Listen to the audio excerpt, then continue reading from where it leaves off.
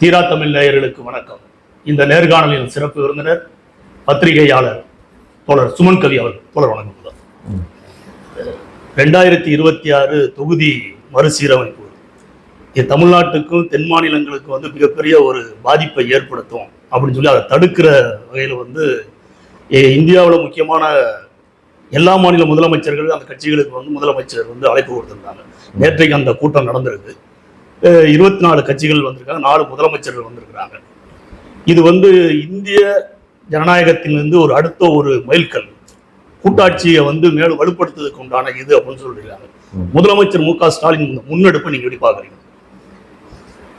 இந்த தொகுதி மறுவரையறை அப்படிங்கிறத அவர்கள் பாஜக அவர்கள் ஒரு சதித்திட்டமாக தீட்டி வச்சிருக்காங்க. அப்படிங்கிறது இந்த புதிய நாடாளுமன்ற கட்டிடம் கட்டும்போது அதில் அதிகப்படியான சீட்டுகளை இருக்கைகளை உருவாக்கி அதை வச்சிருக்கும் போதே அதில் சில சமிக்கைகள் வந்துருச்சு. அதுபோக எடுக்க வேண்டிய இந்த சென்சஸை எடுக்காம தள்ளி போட்டு இப்போ எடுத்து இந்த விஷயத்தை அதோட சேர்த்து செயல்படுத்துவதற்கான திட்டமும் இருக்குங்கிறதையும் தெளிவா தெரியுது. இப்போ இந்த அடிப்படையில தான் இந்த தொகுதி மறுவரைக்கான காலகட்டமும் நெருங்கி வந்துருச்சு. 2026 71 அப்புறம் 25 வருஷம் கழிச்சு 2006 ஆமா 2002 அதுக்கப்புறம் 2026. அப்ப இப்படி நீங்க வரும்போது 2026ல இது பிரச்சனை வரப்போகுது அப்படிங்கிறது தெரியுது. இதுல பாஜக தன்னிலை விளக்கம் கொடுக்கணும். நாங்கள் எங்களுக்கு அந்த மாதிரியான எந்த திட்டமும் இல்லை, எங்களுக்கு 71 இருந்த அந்த சென்சஸ் படியே தான் நாங்க. அவங்க என்ன பண்றாங்க அப்படின்னா ப்ரோரேட்டாவா வரும், ப்ரோரேட்டாவா கொடுக்குறோம்னு சொல்றாங்க. ப்ரோரேட்டான்னா எந்த ப்ரோரேட்டா? ப்ரோரேட்டாங்கிறது விகிதாச்சார அடிப்படையில். எந்த விகிதாச்சாரத்தின் அடிப்படையில் அப்படின்னு கேள்வி கேட்டீங்கன்னா இந்த 7.7 இருக்கக்கூடிய ஏற்கனவே இருக்கக்கூடிய ப்ரோரேட்டான்னு சொல்லி அண்ணாமலை நேற்று பேட்டி கொடுக்குறாரு. இந்த அண்ணாமலை சொன்னதுக்கு என்னைக்காவது இந்த அரசு அல்லது பாஜக அரசு என்னைக்காவது ஒரு விஷயத்துக்காவது மதிப்பு கொடுத்துருக்கா? அண்ணாமலை சொல்லி ஏதாவது நடந்திருக்கு? இங்க நடக்கக்கூடிய ரைடுகள் இதுகளெல்லாம் அண்ணாமலை சொல்லுவார். ஆனா அங்க நடக்கக்கூடிய நிகழ்வுகளுக்கெல்லாம் எதையாவது அண்ணாமலை சொல்லி கேட்டுக்கிட்டு இருக்காங்களான்னு பாத்தீங்கன்னா கிடையாது. இன்னொன்னு, அவர்கள் வகுத்த திட்டத்துக்கு முரணாக எதையாவது செய்வாங்களான்னு அது முடியாது. நீங்க எப்ப முரணா செய்வாங்கன்னா தொடர்ந்து போராட்டத்தை நிகழ்த்தி நீங்க விவசாய சட்ட மசோதாக்களை கொண்டு விவசாயிகள் போராட்டம் பண்ணி வர வழியே இல்லை அப்படிங்கிற போதுதான் பின்வாங்குறாங்க. ஆனா அப்ப இந்த அண்ணாமலை என்ன சொன்னாரு? அதுல இருக்கக்கூடிய ஒரு புள்ளி கமாவை கூட நான் மாற்ற முடியாதுனே அப்படின்னு சொன்னாரு. நீங்க புரிஞ்சுக்கங்க, இந்த அண்ணாமலையின் பேச்சுக்கு என்ன மரியாதைன்னு. நீங்க புள்ளி கமாவை மாற்ற முடியாதுன்னு சொன்னீங்கன்னா அங்க போராட்டம் நடந்ததுன்னா தூக்கி வீசுறதுக்கு கூட அங்க தயாராயிடுறாங்க. ஆனா எந்த எதிர்ப்புமோ பெரிய எதிர்விளைகளோ வரல அப்படின்னு சொன்னா சத்தம் இல்லாமல் அதை நிறைவேற்றுவதற்கு செயல்படுத்துறாங்க. இப்ப அவர் என்ன மென்ஷன் பண்ணிட்டே இருக்கிறாருன்னா, அண்ணாமலை என்ன சொல்றாரு, 14 திருத்தங்களை வக்ஃப் வாரிய மசோதாவில் நாங்க ஏற்றுட்டு இருக்கோம் அப்படிங்கிறது. இல்ல அதான் அண்ணாமலை என்ன சொல்றாருன்னா, இது மத்திய அரசுக்கு ஒன்றிய அரசுக்கு ஒரு ஆலோசனை அப்படின்னு முதலமைச்சர் சொல்லியிருந்தாருன்னா நாங்களே இந்த கூட்டத்துல கலந்துருப்போம். ஆனால் இது தமிழகம் வஞ்சிக்கப்படுகிறது, மத்திய அரசு தமிழகத்தை குரல் வலையை நெருக்கிறது, இப்படி மத்திய அரசு மீது பழிய போடுகிற அல்லது மத்திய அரசை ஒரு அரசியல் ரீதியாக தாக்குதல் நடத்துறதுக்காக பயன்படுத்தினாங்க. ஆனா இந்த கூட்டத்துல மத்திய அரசுக்கு ஒரு ஆலோசனை சொல்லுவோம் அப்படின்னு இப்ப மாத்தி இருக்கிறாங்க. இதை சொல்லி தான் நாங்க வந்திருப்போம், நாங்களும் கலந்துருப்போம்ல அப்படின்னு அண்ணாமலை சொல்றாரு. அதாவது ஒரு பேரம், ஒரு பிரச்சனை, அந்த பிரச்சனைக்கு ஒரு பேரம் நடக்கும். அதாவது இது இந்த பேரம் கிடையாது, பண பேரம் கிடையாது, ஒரு மக்கள் பிரச்சனைக்கு ஒரு பேரம் நடக்கிறது. அந்த பேரத்தில் நீங்க என்ன முடிவோட இருக்கிறீங்கிற கேள்வி முதல்ல கேட்டாச்சு. இந்த கேட்கறதுக்கு மௌனம் தான் பதிலா வந்துச்சு. அப்புறம் ஒரு கட்டத்துக்கு மேல அமித்ஷா என்ன சொன்னாரு அப்படின்னு சொன்னா, தமிழ்நாட்டுக்கு எந்த தொகுதியும் குறையாதுன்னு சொன்னாரு. அதை எப்படி எடுத்துக்கிட்டது? குறையாதுங்கிறது என்னவா எடுத்துக்கணும்? உங்களுக்கு குறையாது, பிறருக்கு கூடும்னா எடுத்துக்கலாம் இல்லையா? அல்லது உங்களுக்கும் கூடும் பிறருக்கும் கூடுனா கூட எங்களுக்கு என்ன விதத்தில் கூடும்? இப்போ அடுத்து புதிய மக்கள் தொகை கணக்கெடுப்பு, இப்ப இருக்கக்கூடிய மக்கள் தொகை அடிப்படையில் நீங்கள் எடுக்கிறதா இருந்தா இருக்கிற 543 இடங்களுக்கு உள்ளேயே இது பண்றதா இருந்தா தமிழ்நாட்டுக்கு குறையும். இது நடக்க போறது இல்ல 848 அளவுக்கு நீங்க வைடா எம்பிக்களை எக்ஸ்டெண்ட் பண்ண போறீங்கன்னா அப்ப தமிழ்நாட்டுக்கு கூடும் 10 எம்பி கூடுவாங்க. ஆனா அதே நேரத்துல உத்தரப்பிரதேசத்துக்கு 63 எம்பி கூடுவாங்க.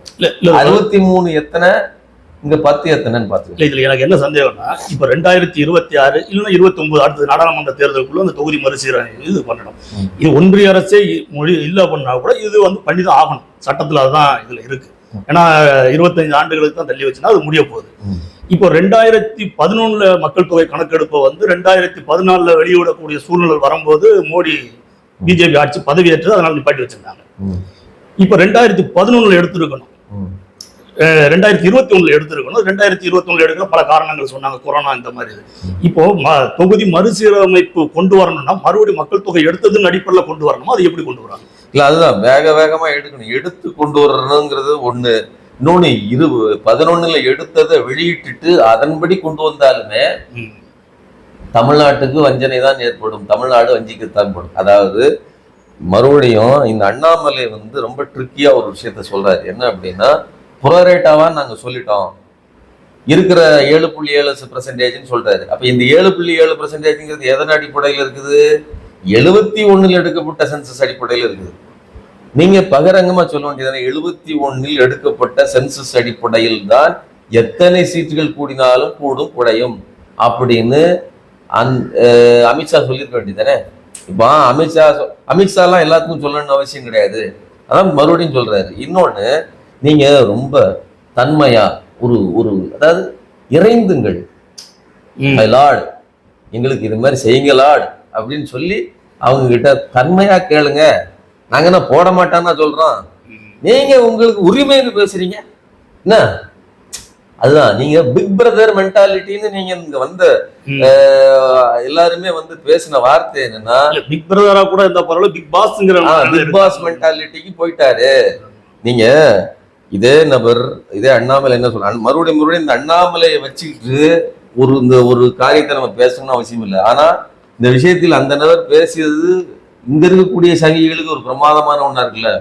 நாங்க ஜனநாயகவாதிகள், பிறருடைய கருத்துக்களை அப்படி நாங்கள் ஏற்றுக்கொள்வோம், எங்களுக்கு இன்னும் பிரச்சனை இல்லை. நீங்க கருத்தை சொல்லுங்க. கருத்தை நீங்கள் ஏற்றுக்கிறதா இருந்தா, பிறருடைய கருத்தை நீங்கள் தடுக்க மாட்டீங்க, அவர்களுடைய குரல்களை நெரிக்க மாட்டீங்கன்னா நீங்க தான் நீயா நானாவே விட்டுருக்கலாமே. மும்மொழி கொள்கையில மக்கள் பேசுறாங்க, உங்களுக்கு என்ன பிரச்சனை? ஒரு சாதாரண டிவி ஷோ, அதுல கூட மக்கள் கருத்தை உங்களால வெளியிட முடியல, அதை தடுத்து நிறுத்துறீங்கன்னா உங்களுக்கு என்ன? நீங்க ஜனநாயகம்னு போடுகிற வேஷம் எவ்வளவு அபத்தமானது, ஆபத்தானது. இப்போ நீங்க இதை சொன்னீங்க, பிஜேபி கூட்டணியில இருக்கிற ஆந்திராவினுடைய துணை முதலமைச்சர் பவன் கல்யாணுடைய கட்சி நேற்றுக்கு வந்து கலந்துருக்காங்க. ஆந்திராவுடைய முதலமைச்சர் சந்திரபாபு நாயுடைய கட்சி இதில் வந்து கலந்துக்கல. இதை நீங்க எப்படி பாக்குறீங்க? பவன் கல்யாணுடைய அந்த கட்சியினுடைய பிரதிநிதி முன்னாள் நாடாளுமன்ற உறுப்பினர் கலந்துருக்கிறத நீங்க எப்படி பாக்குறீங்க?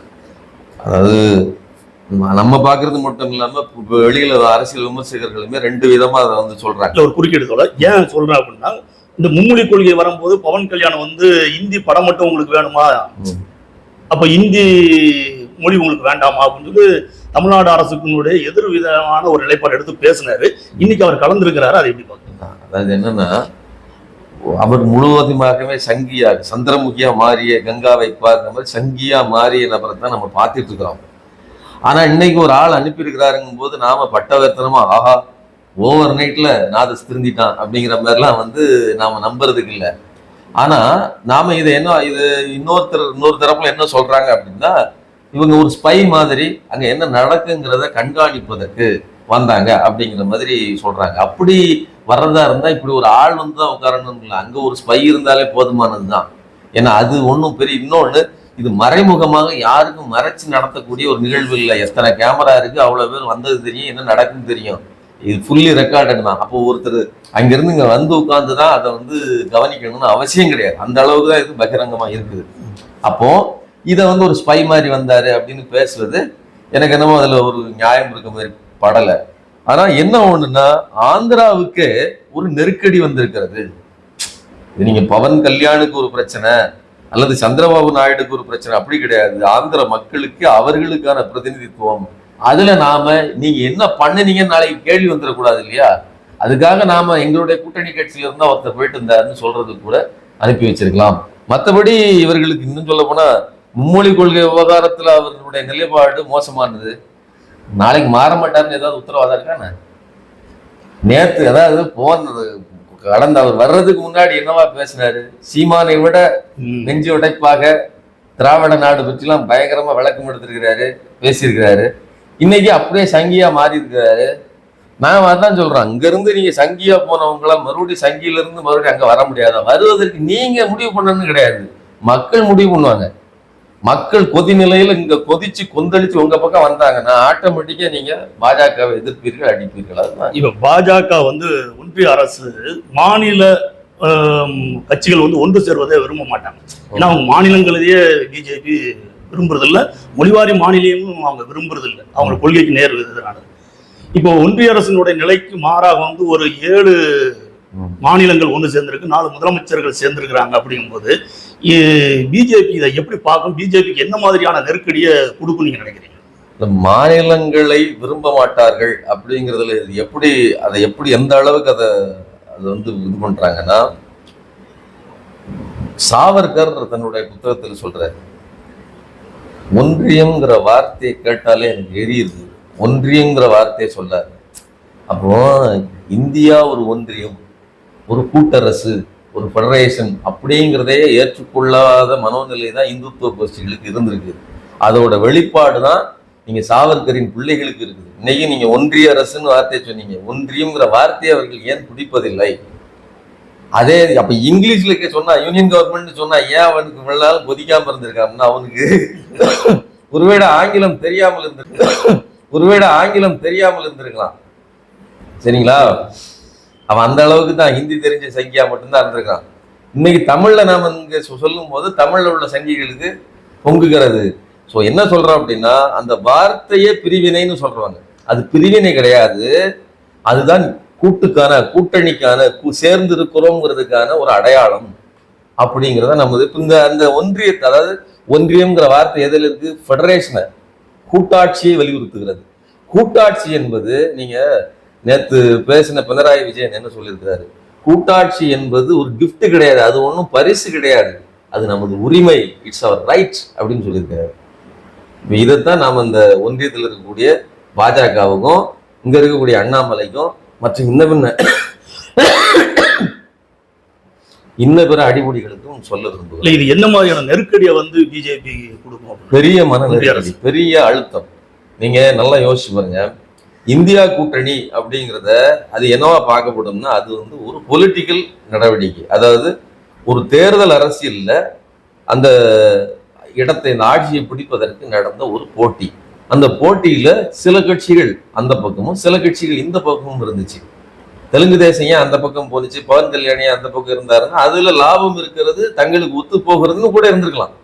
ஆனா இன்னைக்கு இது கிடையாது, அதாவது இந்தியா கூட்டணி மாதிரியான நிலைமை கிடையாது. உங்களுடைய மாநிலத்தின் மொத்த உரிமையே பறிபோகுது, உங்களுடைய ரெப்ரசன்டேஷனே பறிபோகுதுங்கும் போது நீங்க வந்தவங்களை பாருங்க.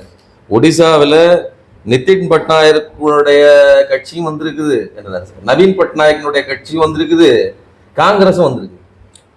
அதே மாதிரி நீங்க கர்நாடகாவிலையும் அதே தான் நிலைமை. நீங்க தெலுங்கானாவில் ரேவந்த் ரெட்டியும் வந்திருக்கிறாரு, அவர் எல்லாருமே வந்திருக்காங்க. பஞ்சாப்லயும் அதே தான், பகவந்த் மான் வந்திருக்கிறாரு, காங்கிரஸும் வந்திருக்கு. ஆமா, அதான் பகவந்த் மான். களத்துல போனீங்க அப்படின்னு பாத்தீங்கன்னா, நீங்க பஞ்சாப் களத்துக்கு போனீங்கன்னா அங்க காங்கிரஸும் இவங்களும் போட்டி போட்டுட்டு தான் இருப்பாங்க, முரணா தான் நிற்பாங்க. 2 பேருக்கும் ஒரு பொது பிரச்சனை இருக்கு, அதுக்காக வந்திருக்காங்க. அப்போ இங்க பொதுவாக இருக்கிற பிரச்சனையை எப்படி நம்மை ஒன்று கூட்டுகிறது அப்படிங்கறத அவங்க இன்னைக்கு தான் பார்த்துருக்காங்க. நீங்க நாளைக்கு நீங்க சொன்னீங்க இல்லையா, அதாவது மாநிலங்களே தனியாக இருக்கக்கூடாது, அதுக்கு உரிமை இருக்கக்கூடாதுன்னு நினைக்கக்கூடியது பாஜக. உண்மை. நீங்க இன்னைக்கு ரெப்ரசன்டேஷனை குறைக்கிறதுக்கே இவ்வளவு எதிர்வினை நடக்குன்னா, நாளைக்கு மாநிலங்களை சிதைக்கிற வேலையை பாஜக செய்யும். சரிங்களா? மாநிலங்களை சிதைக்கிறதுனா ஏற்கனவே நீங்க ஆளுநர்களை வச்சு செஞ்சுட்டு இருக்குது, அதுதான் அந்த ஆட்சி தான். நாளைக்கு என்ன நடக்கும் அப்படின்னா, மாநிலங்களை ஒரு முனிசிபாலிட்டி மாதிரி நடத்தக்கூடிய, அதாவது உங்களுக்கு ரெப்ரசன்டேஷன்லாம் கிடையாது, நாங்க உங்களுக்கு திட்டங்களை வகுத்துட்டாங்க, இதுதான் நிதி, இதை சாப்பிடுங்க அப்படின்னு நாங்க கொடுப்போம், நீங்க கேட்டுலாம் எதையும் பெற முடியாது. அதான் முதலமைச்சர் என்ன சொல்றாருன்னா, மணிப்பூர் இவ்வளவு 1.5 வருஷத்துக்கு மேல கிட்ட 2 வருஷம் ஆக போது, பிரதமர் போய் அங்க எட்டி பார்க்க மாட்டேங்கிறாரு. ஏன் அப்படின்னா, மணிப்பூருக்கு வந்து ஒரு போதுமான பிரதிநிதித்துவம் கிடையாது. ஒருவேளை தமிழ்நாடு போன்ற இந்த தென் மாநிலங்களுக்கு அப்படி வந்துருச்சுன்னா மணிப்பூர் மாதிரி நமக்கு வந்து நம்மளோட எந்த உரிமையும் நம்ம பேச முடியாது. உண்மை அதுதான். அது வந்து நீங்க நம்ம புரிஞ்சுக்கிட்டதுக்கான எளிய உண்மை. அது உங்களுக்கான பிரதிநிதி அங்க இருக்கிறாரு. அந்த பிரதிநிதியால் எந்த பிரயோஜனமும் இல்லை. அவரை வச்சு எனக்கு எதுவுமே லாபம் இல்லை. நான் தனியா ஆட்களை வச்சு எங்களுடைய ஆட்சி அமைத்துக் கொள்வோம்னா உங்களுக்கு நான் ஏன் கவனிக்கணும்? உங்களை நான் ஏன் ஆளணும்? நீங்க வெள்ளைக்காரனை நாம எதுக்கு வந்து போற்றுறோம் புகழ்றோம்னா அவன் வந்தது நம்மளை கொள்ளையடிக்கிறதுக்கு, நம்ம நாட்டை இது பண்றதுக்கு, நம்ம அடிமைப்படுத்துறதுக்கு. ஆனா அவன் உங்ககிட்ட இருந்து 4 பேர் வாங்க, உங்களுக்கு ஒரு அரசியலமைப்பு சட்டத்தை வச்சுக்கோங்க, உங்களுக்கு ஒரு ஆட்சி தனி இரட்டை ஆட்சியை கொடுக்குறோம், உங்களுக்கு என்ன தேவையோ அதை எங்களால் முடிஞ்சதை செய்யறோம்னு சொல்லி ஒரு ஜனநாயக பண்போடு அவன் நடந்துக்கிட்டான். அவன் அடிமையா நடத்தலாம், நம்மளை அப்படி நடத்தல. ஆனா இன்னைக்கு ஜனநாயகம்ங்கிற பேர்ல வந்த இவங்க நம்மளை அடிமையா நடத்துறாங்க. 2 வித்தியாசம் இருக்குது. அடிமைப்படுத்த வந்தவன் நம்மளை ஜனநாயக பூர்வமா நடத்துறான். ஜனநாயகம்ங்கிற போர்வையில் உள்ள வந்தவன் நம்மளை அடிமையா நடத்துறாங்கிறதுல இருந்தா நம்ம எதிர்வினையாச்சு. நீங்க வந்து பஞ்சாப்ல வந்து காங்கிரஸ் வந்தாங்க, ஆம் ஆத்மியும் கலந்துட்டாங்க அப்படின்னு நீங்க கலந்து கொண்டவர்கள் எல்லாமே நீங்க சொன்னீங்க. ஆனால் பெரிதும் எதிர்பார்க்கப்பட்ட மம்தா பானர்ஜி இதுல கலந்துக்கலையே, அதை நீங்க எப்படி பாக்குறீங்க? எல்லா விஷயத்திலையும் ஒரு முரண்பாடுங்கிறது இருக்கும். 100 பேரை கூட்டுறதுல 2 பேர் வராம போவாங்க. அந்த 2 பேருக்கும் பல காரணங்கள் இருக்கும். என்ன காரணங்கிறத நம்ம அவங்ககிட்ட போனாலும் தெரியும். ஒண்ணு. இன்னொன்னு, மம்தா பானர்ஜி பொறுத்தவரை, மம்தா பானர்ஜி மட்டும் இல்லைங்க, நீங்க சிபிஐ சிபிஎம்ஏ பாருங்க, அவர்களுக்கு பல முரண்பாடுகள் உண்டு. தமிழ்நாடு எடுக்கிற முடிவுகளில் பல முரண்பாடுகள் உண்டு. தேசிய கட்சிகளை இன்னைக்கு வரலாம் அவர்கள் டிலிமிட்டேஷன் விவகாரத்துல சிபிஐ சிபிஎம்லாம் பெரிய அதாவது ஆதரவு கொடுக்குறாங்க. லைட்டா இங்க வந்து இருக்கிறாங்களே தவிர பெரிய அளவில் அவர்கள் அதை ஒரு பெரிய பொருட்டாக மதிப்பதில்லை. தேசிய அளவுல காங்கிரஸ் அது பெருசா எடுத்துக்கலையா? ஆமா, ஏன்னா நீங்க ஒரு தேசிய கட்சியா இருந்தீங்கன்னா, நான் இந்த 4 கான்டினென்ட், இந்த 4 நிலப்பரப்புக்குள் நான் வந்து போட்டி போட்டால் போதும்னு ஒரு கட்சிக்கு வாய்ப்பு வருதுன்னா அது ஈஸியா தெரியுது இல்லை அவங்களுக்கு. நீங்க வந்து பாஜக அந்த வாய்ப்பு ஏற்படுத்துகிறதுன்னு நம்ம நினைக்கிறோம். அவங்க மற்ற கட்சியுமே அதை அப்படிதான் நினைப்பாங்க. நான் தமிழ்நாட்டுக்கெல்லாம் போய் ஓட்டு கேட்டு தமிழ்நாட்டு மக்கள்கிட்ட உட்காந்து இது பண்ணி அவங்களுடைய ரெப்ரசன்டேஷன் இதையெல்லாம் வாங்கித்தான் நான் வந்து ஆட்சிக்கு வரணுமா? இப்போ நல்லா புரிஞ்சுங்க, வரக்கூடிய அபாயம் தேசிய கட்சிகளுக்கு லாபத்தை தான் ஏற்படுத்தும். இல்ல மாநில கட்சிகளுக்கு பிரச்சனை, மாநில கட்சிகளுக்கு தான் பிரச்சனை. இல்ல இந்த தொகுதி மறுசீரமைப்புல வந்து மேற்கு வங்கத்துக்கும் பாதிப்பு இருக்குல்ல? கண்டிப்பா இருக்கு. மம்தா பானர்ஜி பொறுத்தவரை நான் தான் சொல்றேன், 10% இடஒதுக்கீடு விவகாரத்துல இதுல காங்கிரசின் நிலைப்பாடு என்ன, சிபிஎம்மோட நிலைப்பாடு என்ன, மம்தா பானர்ஜியோட நிலைப்பாடு என்ன? ஏன்னா உயர் சாதி ஏழைகளுக்கு 10.5% இடஒதுக்கீடு. அப்போ இதுல எல்லாம் அவங்க முரண்படுகிறார்கள் என்பது அவர்களுடைய தனிப்பட்ட அந்த மாநில பிரச்சனை, அவர்களுடைய மனோநிலை ரொம்ப முக்கியமானது. இது எல்லாம் இருக்குது அதுல. ஆனா இப்ப என்னன்னா, முதல் கட்டம் தான் அவங்க வரல. 2வது கட்டமாக இதற்கான எதிர்வினைகள் இதெல்லாம் வரும்போது, எதிர்வினைன்னு நான் சொல்றது நம்ம இங்கிருந்து எதிர்க்கிறது இல்லை, அங்கேயே ஒரு அதிர்வை ஏற்படுத்தும் இல்லையா? நீங்க கல்கத்தாவில் இது வந்து ஒரு அதிர்வை ஏற்படுத்திருக்காரா? இத்தனை மாநில முதல்வர்கள் போயிருக்காங்க, இவ்வளவு பேர் கலந்துட்டு இருக்காங்க. அதனால கண்டிப்பாக அடுத்த ஹைதராபாத்ல கூட்டம் கூட்டியிருக்காங்க, அந்த கூட்டத்துக்கு வர்றதுக்கான வாய்ப்பு இருக்கு. ஒருவேளை பிஜேபிக்கு அகேன்ஸ்டா வந்து ஒரு தமிழ்நாடு முதலமைச்சர் ஸ்டாலின் வந்து ஒரு முக்கியமான ஒரு இடத்துல இருக்கிறது, அவர் தான் லீட் பண்றாரு. இதை மம்தா பானர்ஜி வந்து விரும்பாத காரணத்தினால இதுல கலந்துக்கலையா? நீங்க அப்படி பாக்குறதா? நீங்க ஒரு மம்தா ஒரு முக்கியமான லீடர், மம்தா வரல, வந்தவங்க எத்தனை பேர் அதை கணக்கு பண்ணுங்க. வந்தவங்க அழைத்தவர்கள் 90% பேர் வந்துட்டாங்க, சரிங்களா? 98% பேர் வந்தாச்சு. எதிர்பாராத விதமாக நீங்க பவன் கல்யாணோட நபர்லாம் வந்தாச்சு. நான் என்ன கேட்கிறேன், இவ்வளவு பேர் வந்ததுக்கு அப்புறம் அவர்கள் வரலங்கிறது அந்த உளவியல் இல்ல. அதுதான் நான் கேட்கிறேன். பவன் கல்யாண் எதிர்பார்க்காத பவன் கல்யாண், அதாவது பிஜேபி கூட்டணியில இருக்கிற பவன் கல்யாண் வந்துட்டாப்புல, பிஜேபிக்கு அகேன்ஸ்டா இருக்கிற மம்தா பானர்ஜி வரலங்கிறது அதுல ஒரு பேசும் போல. அதுதான் இப்ப பிரச்சனை என்னன்னா, பிஜேபி எதிர்ப்பதில் எந்த புள்ளியிலிருந்து நீங்கள் எதிர்க்கிறீர்கள்? உங்களுக்கு இந்த விஷயங்கள் சரியா புரியுது. அதாவது நீங்க ஜெயலலிதா மோடி எதிர்த்ததற்கும் திமுக மோடி எதிர்ப்பதற்கும் வித்தியாசம் இருக்கு. மோடியா லேடியாங்கிறது பஞ்சு டைலாக். லேடிங்கிறது ஒன் உமன், தனிப்பட்ட ஒன் உமன் ஆர்மி. அந்த அம்மா இல்லை அப்படின்னா அந்த கட்சிக்கான அந்த இதே கிடையாது. நீங்க அந்த கட்சிக்கு ஏதாவது நிலைப்பாடு இருக்கா? அதே தான் நீங்க வந்து வங்கத்து சிங்கம் பெண் சிங்கத்துக்கும் இருக்கக்கூடிய நிலைமை. அவங்க ஒன் உமன் தான், சரிங்களா? அவங்க தாட் ப்ராசஸ்ல தான் கண்டென்ட் நடக்குது. அப்ப அதுல அவர்கள் கூட குறையா இருக்கிறதுல அவர்களுக்கு இந்த போட்டி மனப்பான்மை இருக்குமா அப்படின்னு கேட்டீங்கன்னா இல்லாம இருக்கிறதுக்கு என்ன வாய்ப்பு இருக்கு? இருக்கலாம். இப்போ இந்த தொகுதி மறுசீரமைப்பு இதை பத்தி இது பண்ணும்போது நாடாளுமன்றத்துல திமுக, அதாவது தமிழ்நாடு எம்பிக்கள் 40 பேரும் வந்து எதிர்ப்பை தெரிவிக்கிறதுக்கு டிஷர்ட் போட்டு இருந்தாங்க. அதை வந்து அனுமதிக்கல. அது அவை வந்து ஒரு 3 நிமிஷம் 5 நிமிஷத்துக்குள்ளேயே ஒத்தி வச்சுட்டாங்க. ஒரு தமிழ்நாட்டை சேர்ந்த 40 உறுப்பினர்கள் வந்து இந்த எதிர்ப்பை தெரிவிக்கிறதுக்கு அவையை ஒத்தி வைக்கும் போது இப்ப 7 மாநிலங்களுடைய கட்சிகள், அதாவது 24 கட்சிகள் இதே ஒரே கருத்துல இருக்கும்போது நாடாளுமன்றம் இதை எப்படி எதிர்கொள்ளும், எந்த மாதிரியான நெருக்கடி கொடுக்கும்? கண்டிப்பா. அதாவது என்னன்னா, இது நீங்க, நான் மறுபடியும் சொல்றேன், இதுதான் வந்து லாஸ்ட் அண்ட் ஃபைனல், அதாவது ஒரு முக்கியமான பாயிண்ட் என்ன அப்படின்னா, ஒரு பாஜக எதேச்ச அதிகாரத்தோடு எல்லா சட்ட திட்டங்களையும் திணிச்சுக்கிட்டே இருக்கு. கருத்து கேட்புன்னு கேட்கறாங்க. அது ஒரு ஐவாஸ் எப்படி நடக்குன்னு பாருங்க. நீங்க நல்லா கவனிச்சீங்க. இந்த அண்ணாமலை சொன்னது, நாங்கள் 14 திருத்தங்களை வக்ஃபு திருத்தத்துல கொண்டாந்துருக்காங்கிறாங்க. அந்த 14 திருத்தங்கள் யார் கொடுத்தது? இங்க இஸ்லாமிய மக்கள் பாதிப்புக்கு உள்ளாகிறவங்க அவங்க சொன்ன சஜஷன்ஸ் எல்லாம் அது 500க்கும் மேற்பட்ட சஜஷன்ஸ், அதை அப்படியே தூக்கி போட்டாச்சு. தூர வச்சுட்டு இவர்களே இந்த சட்டத்தை இன்னும் இறுக்கமாக்கணும், இது போதாது, இதை இன்னும் வேற மாதிரி மாத்தணும்னு சொல்லி கொடுத்த சஜஷன்ஸ் இருக்குல்ல, அது 14. இப்ப எப்படி சொல்றாங்கன்னா, நாங்க எவ்வளவு ஜனநாயகமா இருக்கிறோம் பாருங்க, 14 திருத்திக்கிட்டோங்கிறாங்க. 14 திருத்தல, இன்னும் இருக்கிருக்காங்க. அந்த 14 கொடுத்ததுல யோகி ஆதித்யநாத்தின் பங்கு அதிகம். யோகி ஆதித்யநாத் ஒரு சஜஷனை சொல்றாருன்னா அது என்ன, இஸ்லாமிய மக்களுக்கு நன்மை பயப்பதையா சொல்லுவாரு? அப்போ இதை திருத்திக்கிட்டு நாங்க திருத்திட்டோம் பாருங்கன்னு சொல்லுகிற அளவிற்கு மோசமான இடத்துல இவங்க இருக்காங்க. ஆனா இப்படிப்பட்ட இறுக்கமான வலுவான எஃகு கோட்டையா இருக்கிற இவர்களுடைய அந்த பாசிச கோட்டைய குண்டூசி மாதிரி போய் உட்கார்ந்து தொலைச்சி ஓட்ட போட்டிருக்கு அப்படின்னா, இந்த 40 எம்பிக்கள் போய் சமோசா சாப்பிட போறாங்கன்னு சங்கி சொன்னானே, நீ பார்த்தல? அதோட தொடர்ச்சியா ஒரு கேள்வி, நிறைவான ஒரு கேள்வி கூட என்னன்னா, இந்த பாஜகவை பின்வாங்க வைக்க முடியாது, பாஜகவை வீழ்த்த முடியாது, பாஜகவை அடிக்க முடியாது. அது அசுர பலம் கொண்டது, உண்மைதான், அசுர பலம் கொண்டதுதான். ஆனால் ஒன்று திரண்டால் முடியாது என்று ஒன்று கிடையாது. அதுக்கு ஆதாரமா தான் வந்து டெல்லியில நடந்த விவசாயிகள் போராட்டம் இருக்குது. இன்னைக்கு அதையும் விட வீரியமாக அடுத்த கட்டமாக போயிட்டு இருக்குது.